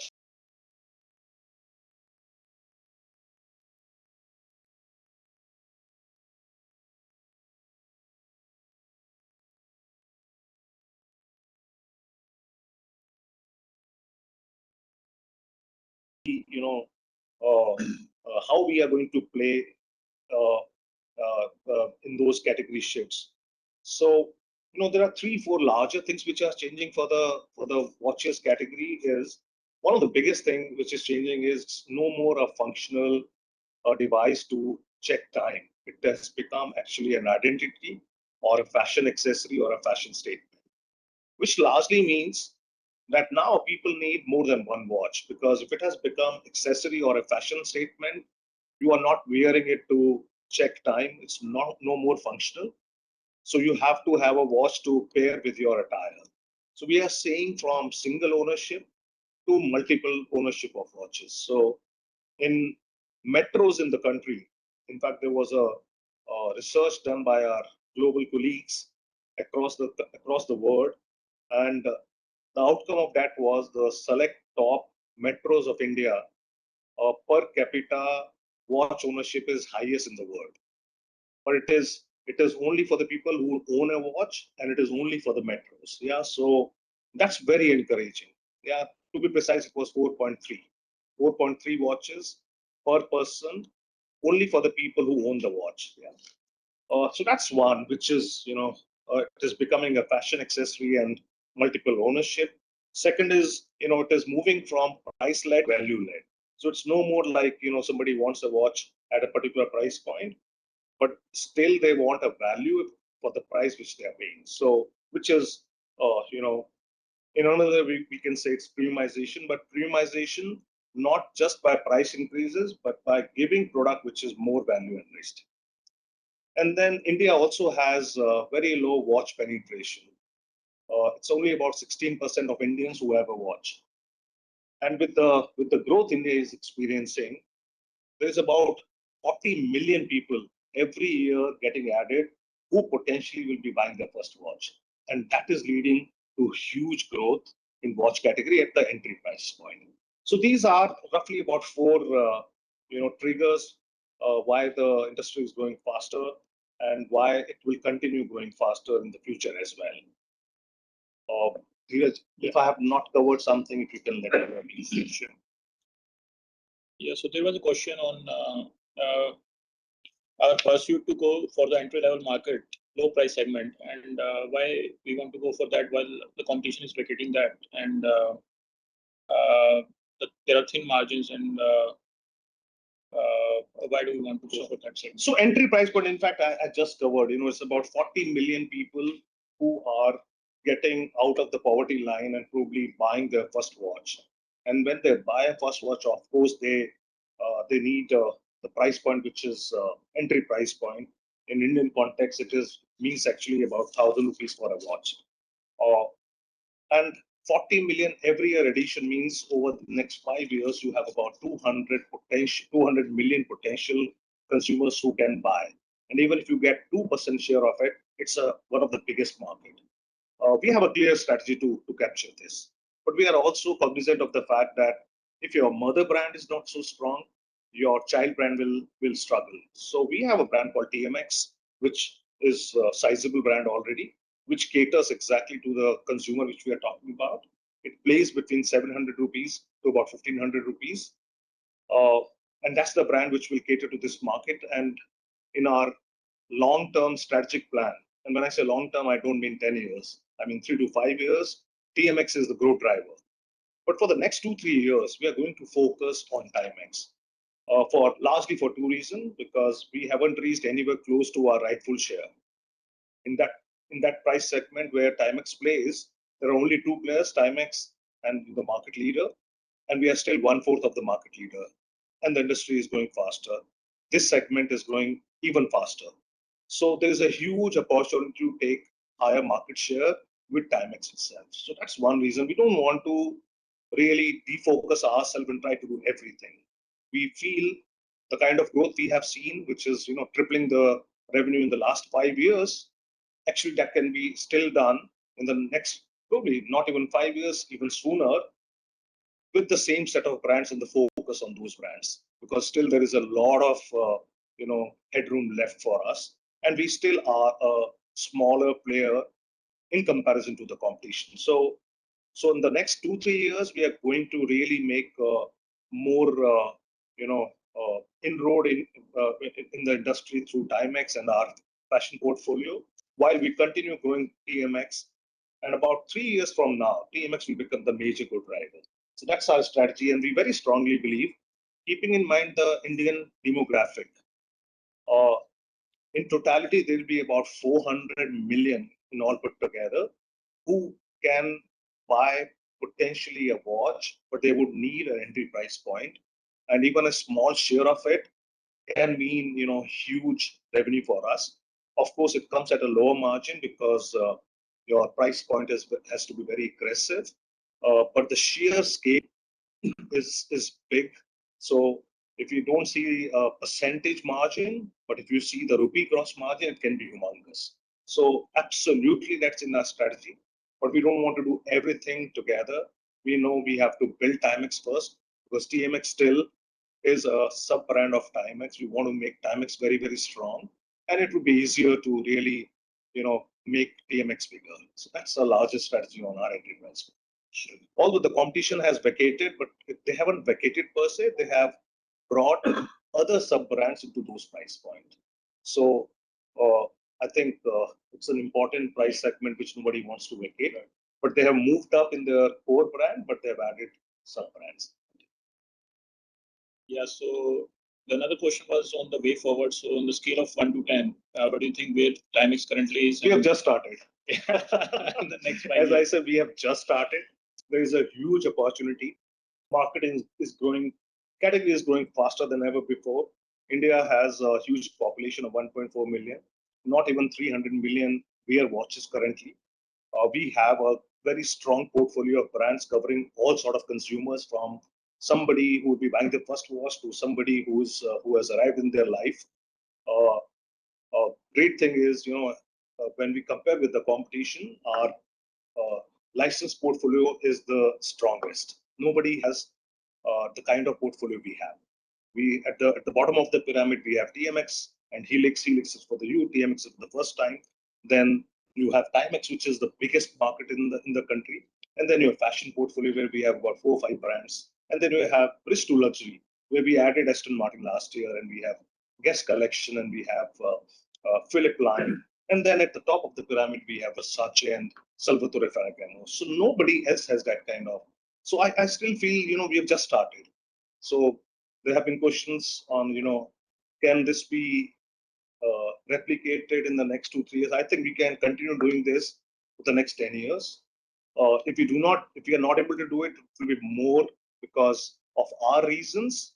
not because of the market or the opportunity. Opportunity is huge. So somebody asked about some steps to increase the profitability, what we have done and what we are going to take. Yeah, so related question. Yeah. So one was basically how we are protecting the gross margin, and one question was on basically royalty, purchase services, support services, and we have all put together how basically we are basically bringing the operating leverage. So I think all these are related questions. Yeah, so maybe Amit, I can cover few and then you can cover few. So on the EBITDA margin, if you see the Q1 of this year, which we have reported, we have further expanded our EBITDA margin to 16.3%. Right. Yeah. When the revenue has just grown 30%. If revenue would have grown at 40%, this would have gone to 20%. But strongly, what I feel is we are not running after EBITDA margin. We are running about revenue growth. Yeah, we are running after rupee gross margin rather than EBITDA gross margin. Because if you intend to do 20% EBITDA gross margin, you have to take price increases. You'll be less competitive, and you may not grow at the pace where we are growing. I think we have to choose between rupee gross margin and percentage gross margin, EBITDA margin, and the growth. I think we feel we should grow faster, and that will drop a lot of rupee EBITDA margin to the bottom, although the percentage may remain 16.5.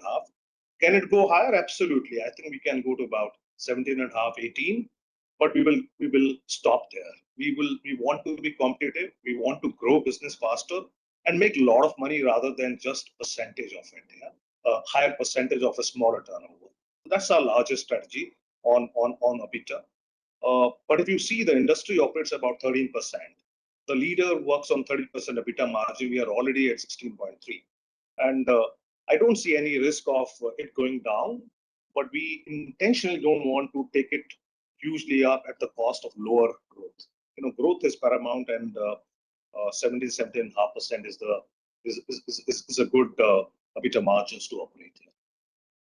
So another question was on how we are basically protecting the gross margin in the current volatile environment with all Sure. monsoon, which is. Yeah, so this year, as David mentioned in his address, has been one of the most difficult year for the watch industry, wherein foreign exchange, moved up by about 17-18%. We transact in US dollar and Swiss franc, both of them moved 17-18% up. Movement prices went up by about 30%. Movement is 33% of the component cost. Gold, went from 80-90,000 to 180,000 per 10 grams. Silver went to 300,000 per kilo from 110. Everything went. Copper, which is a major input in our brass, which is largely used for watches, went through the roof. And then, because of the macroeconomic and the war situation, freight cost went high. So everything went wrong.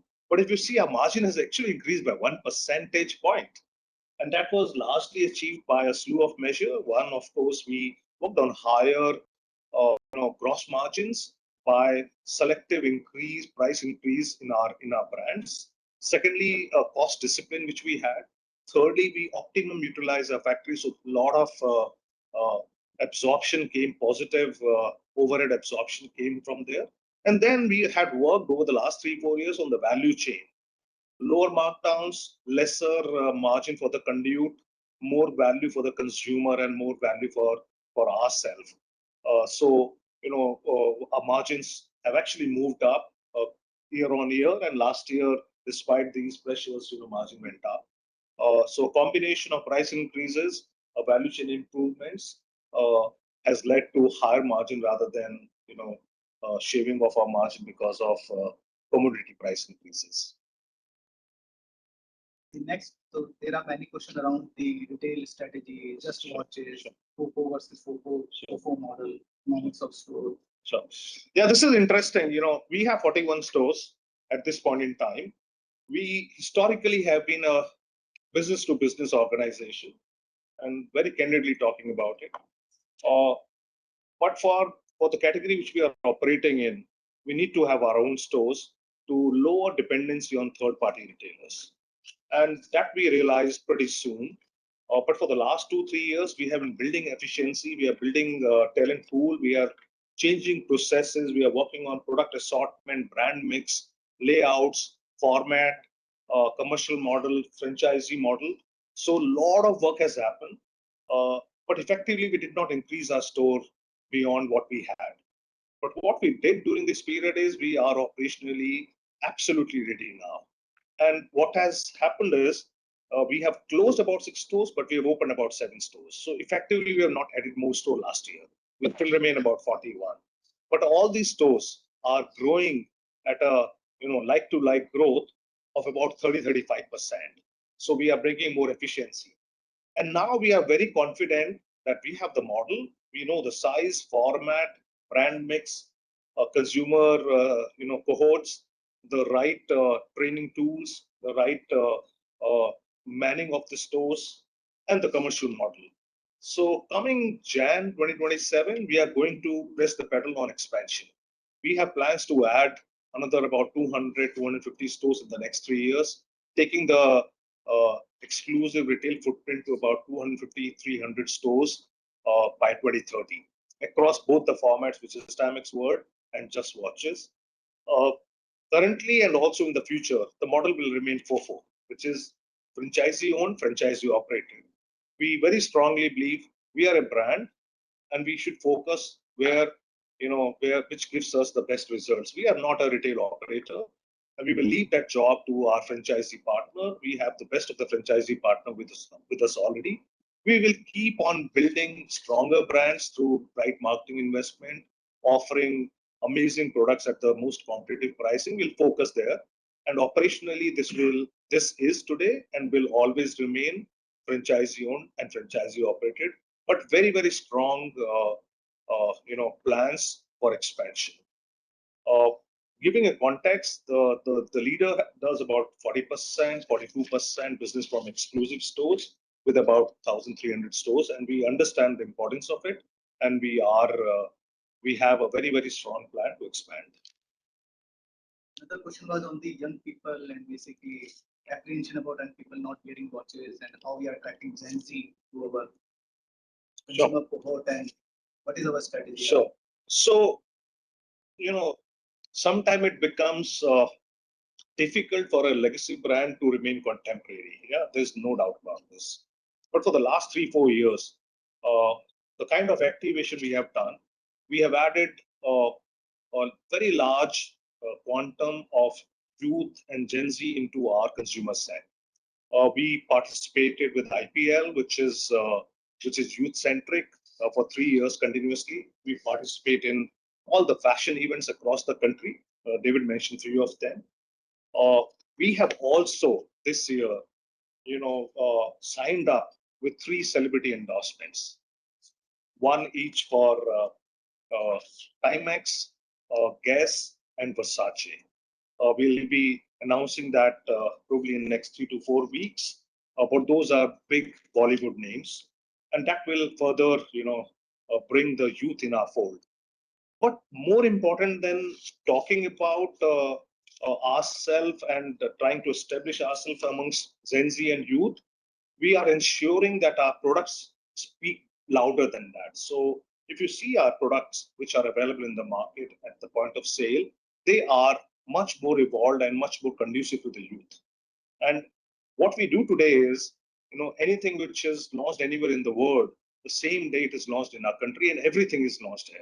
It's not selective.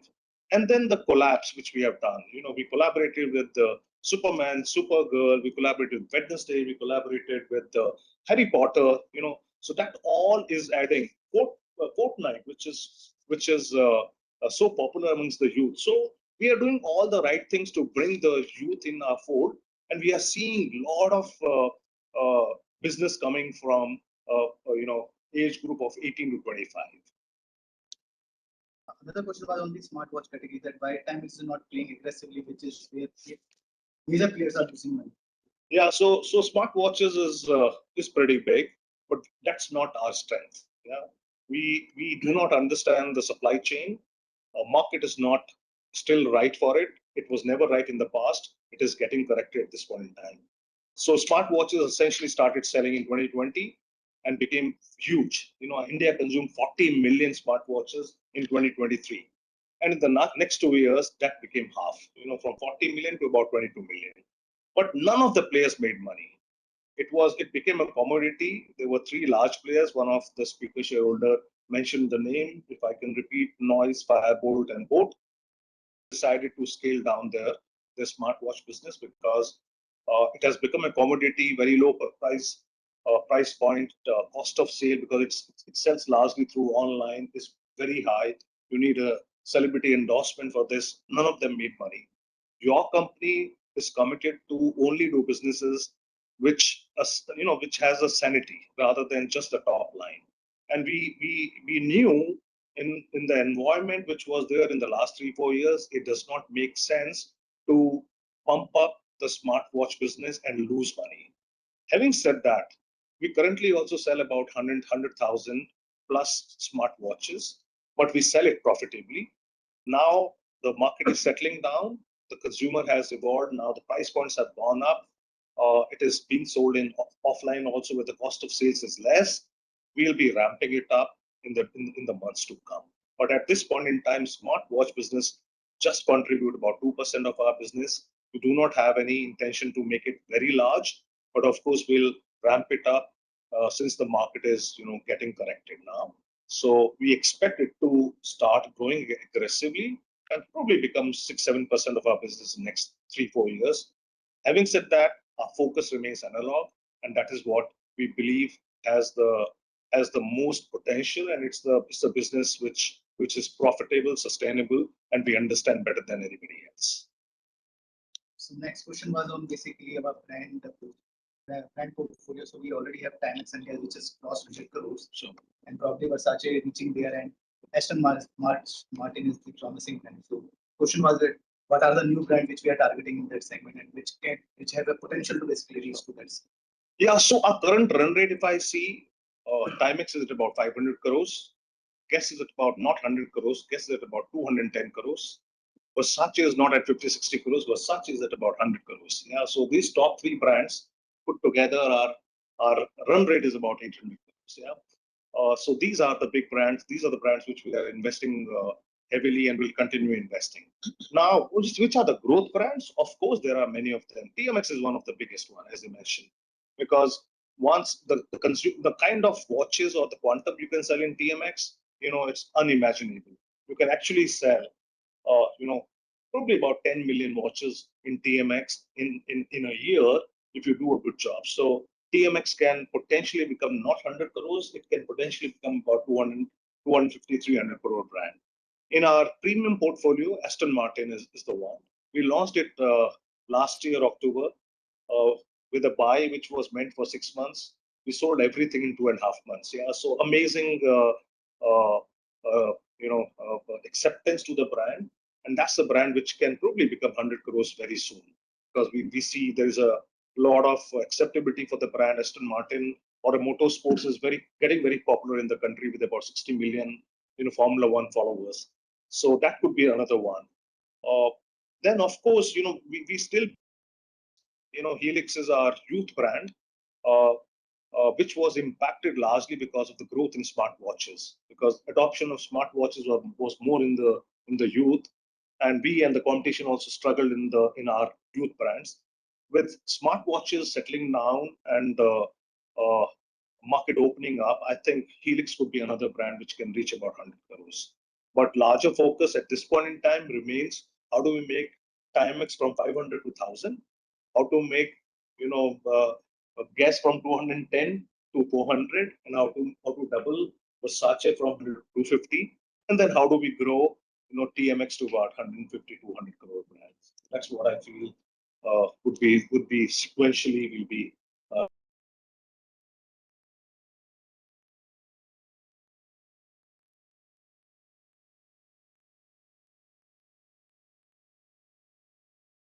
CSR initiative companies plan. Sure. So this year, for the first time, we are eligible for CSR spend, and we at this point in time we are still evaluating which community to work with to support them with this CSR. But yes, we do have a pretty sizable budget of about 81 lakhs for CSR for this year, basis our profits earned last year.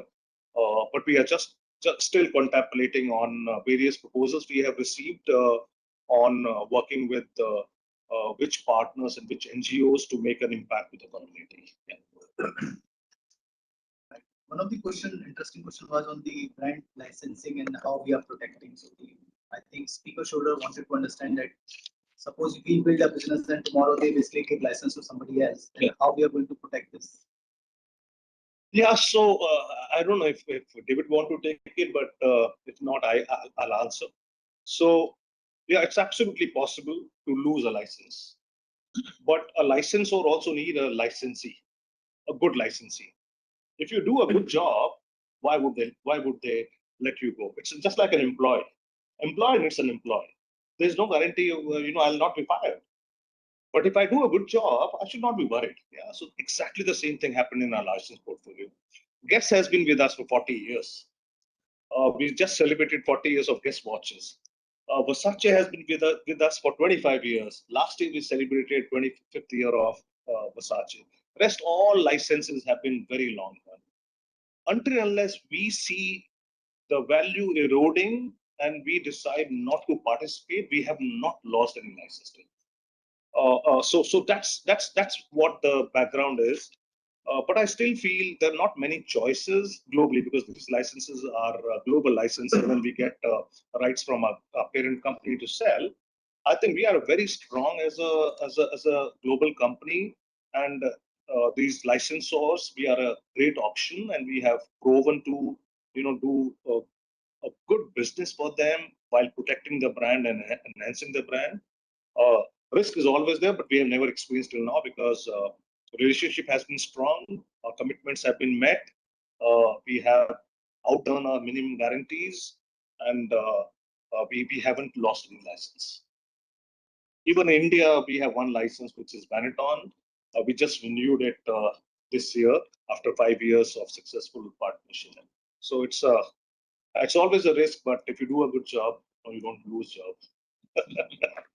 Right. So one of the questions was on the distributors, that how many months of inventory we are basically carrying, what is our sales policy? Absolutely. So and how we are basically this is interesting. Structure basically. This is interesting. So if you talk about the inventory, our inventory is going higher. So is our business. Yeah, if you want to grow at 48%, you need to build inventory. Otherwise, how will you grow? So as I always say, when you see higher inventory, be ready for a good quarter. Yeah. So our inventory moved from 150 crores to 200 crores, but our business also grew at 30% in Q1, and then we have a season ahead. The next 2 quarters, this quarter and the next quarter, generally by cadence are bigger quarters. So we are investing our free cash on inventory. We are taking risk. And we know and we believe very strongly, you don't take risks, you don't grow. And we also believe that we do not have a rightful share of the market still. And we really want to reach there faster. So we are taking risk, but we are taking risk very calculated. We have a very strong demand planning team. What do we procure? What do we manufacture? What do we stock? But the real parameter of inventory is not how much inventory you have, because inventory is how much business you do. It is what is your inventory turn. If you see the inventory turn, we had the best inventory turn for at the end of the year, which is 2.67 times, which is best for the last 38 years. Yeah. So while the inventory was highest, but our inventory turn was the best. Yeah. So which largely means you are preparing for the future. You are investing more, taking a bit risk, but that's the only way to grow, and that's what we have demonstrated in the past. So that's one. On the partners, almost all our business is outright. Almost all our business, except where we use service provider to run business for us, like marketplaces or our .com business. Rest all is 100%, sale, outright sale, and there is no contractual obligation to take anything back. Having said that, this is business. If any of the partner once in a while is stuck with some inventory, we do help them out. but that percentage is like not material at all. But contractually, everything, 99% of our business is outright. Somebody asked about secondary sales. Secondary sales are trending at about 95% of our primary, which is absolutely right, because this is a time when they up stock for the season. So we sell 90, we sell 100. They're selling out 95, because the next 2-3 months is gonna be biggest season for the country. Yeah. So there's no excess stock in the channels. One of the interesting observation by one of the speakers was on the leveraging the Bhatti facility. Like we are looking to assemble gas or maybe for something else. So I think, but how do you see that it is an advantage to this entity and how it adds to the supply chain, adds to the value to this entity, I think. So one is, of course, we are growing faster than ever before. As I said, we sold about 42 lakhs watches last year, and our capacity was, to make only about 30 lakhs. So we had to enhance the capacity. But the second thing is, one is, we have to meet our business plans by enhanced capacity at Bhatti. Then only, if you don't have goods, how will you grow? So that's one. But secondly is this OEM business, which I spoke about, is very interesting business. You don't need any teams. You don't have to sell it. You don't have to invest in advertising, and you get paid probably in 7 days. Yeah. So we leverage our supply chain without any additional cost, and make about 1 million watches for them. Yeah. And we make a good margin there. Beta margin is similar to our overall business, but the complexity is not there. So that's number 2. Number 3 is, we have a lot of brands which probably should be localized, but we are very conscious what we localize and what we do not, because if you localize where the volume is less, it doesn't help much. It actually adds to the complexity rather than any cost rationalization. So, for example, Guess has become huge brand, 300,000 watches, 210 crore revenue. That's the one which we have plans to localize in India. The duty structure is 22% on full watches, but if you import only components, because some components still have to be imported, it comes down to about 10.5%. So there's a saving of 11%. But more important than that is faster go-to-market, flexibility of production. If something is selling better and you need to repeat it, you can change your PPC, production planning and control, and put something which you need. So there's a greater flexibility versus importing. Importing, you have to block 7-8 years before the orders, and if there's an upselling opportunity, you are not able to capture that.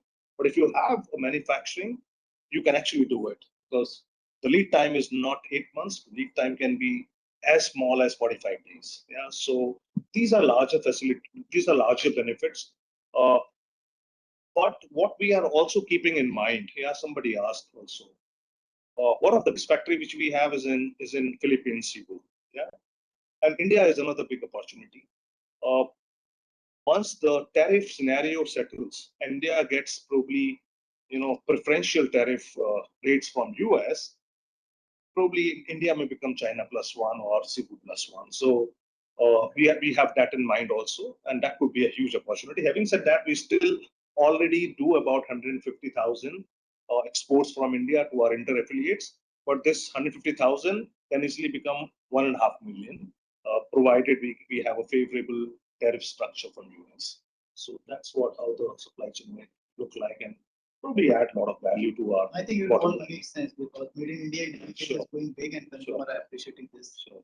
And the cash we have, and it is utilization of cash that we basically invest back into our business and basically strengthen our supply chain here, which can give us a large benefit. Absolutely.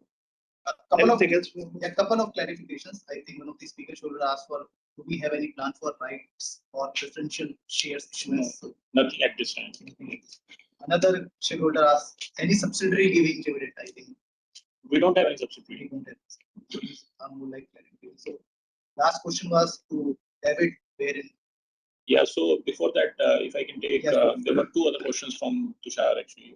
So Timex, where do you see 3 years from hence? It's more around guidance. Yeah.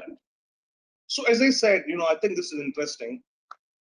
The segment which is between, say, 2,000 to 10,000 rupees is the biggest segment, keeping in mind Indian demographic. Yeah, because whatever you say, the middle class is the biggest chunk. About 400 million, the middle class, and they buy between 2,000 and 10,000. And over there are only two brands, Titan, Timex. There is no third brand, right?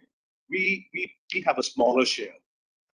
So Timex can continue growing whatever rate we have been growing, probably for 15 years, 20 years, because this segment is gonna become bigger. Because Indian demographic, people will go up, but more people will come from, lower middle class to middle class, and middle class, the choices are only two. Getting a new brand in watches is not easy. 35 years, not even a single brand came. The last brand which entered the market was Titan. Yeah.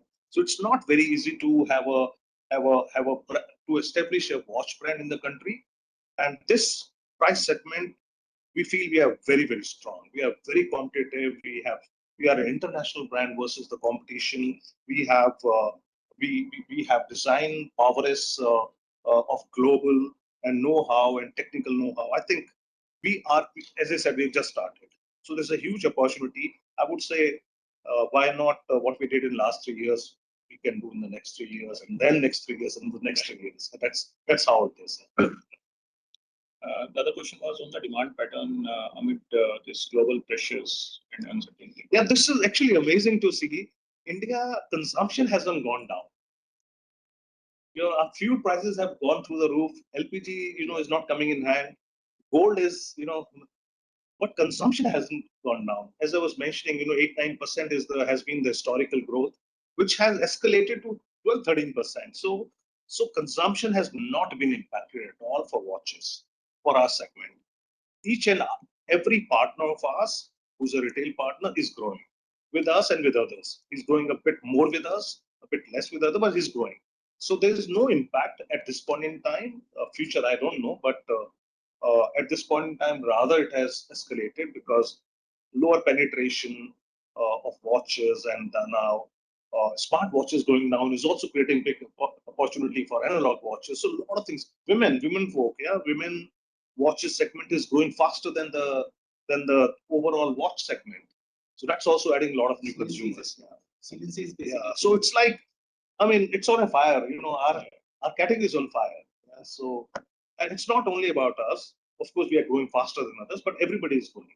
Yeah. So, of course, we are gaining market share also, rather than going at the pace of the industry. Right. So, David, there was a question for you actually. So, how Timex Global sees TGL, Timex India? Yeah. So as I referenced in my my speech earlier, globally we see India as an extremely important strategic initiative. We provide a lot of support and partnership with the team there, and it remains an extremely important market for us. So that's essentially how we see it globally, and we see it as a huge growth opportunity, as Deepak has mentioned, and growth driver, and remain committed to it. Right. And there was another question, but I don't think you would be sharing those numbers. It was about how much is the total business of Timex US? Yeah. The business has certainly grown in India. I'm not free to really share our U.S. individual numbers, as we're a privately held company, but certainly if Deepak keeps delivering, the team there keeps delivering the numbers that they do, there'll be no doubt. Right. Thank you, David, and thank you, Deepak. So this concludes the transaction of business mentioned in the notice convening the 38th AGM of the company. I now request the e-voting to take place. Please note that the e-voting can be done for another 15 minutes from the conclusion of this meeting. I thank all the board members for their participation, and I thank the auditors, scrutinizer also, and request them to leave the meeting at their convenience. Thank you, Chairman, for the smooth conduct of the meeting. Thank you. Thank you. Thank you, everyone. Have a good evening. Thanks. Thank you.